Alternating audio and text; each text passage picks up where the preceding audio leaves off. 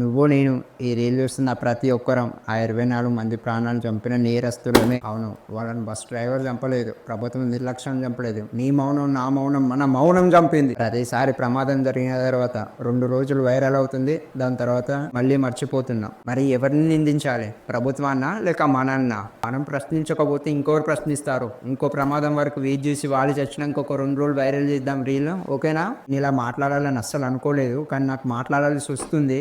ఇప్పటికి మనం మౌనంగా ఉంటే మాత్రం గవర్నమెంట్ని మనం ప్రశ్నించలేము. మనం ప్రశ్నించాలి, ఒక్కొక్క గొంతు లేవాలి, అప్పుడే కదా గవర్నమెంట్ నడుస్తుంది. ఇది డెమోక్రటిక్ లెక్క లేదు, ఇది ఒక డిక్టేటర్షిప్ లాగా ఉంది. ఎవడు ఏం చేసినా కానీ ఎవడు ఏమనుకోలేదు. నేను ఏ గవర్నమెంట్ అనట్లేను, ఏ పార్టీకి సపోర్ట్ లేను. ప్రతి గవర్నమెంట్ని అంటున్నా, ప్రతి పార్టీని అంటున్నా, ఎక్స్ గవర్నమెంట్ని అంటున్నా, ప్రజెంట్ గవర్నమెంట్ అంటున్నా, ఫ్యూచర్ వచ్చే గవర్నమెంట్ కూడా మనం అడగాలి, మనం ప్రశ్నించాలి. అప్పుడే కదా మనకు కావాల్సింది మనం దక్కుద్ది. ఇప్పుడు అడుగు నీ మనసుని, ఇంకా మనం మౌనం పాటిస్తామా లేదా ప్రశ్నించడం స్టార్ట్ చేద్దామా?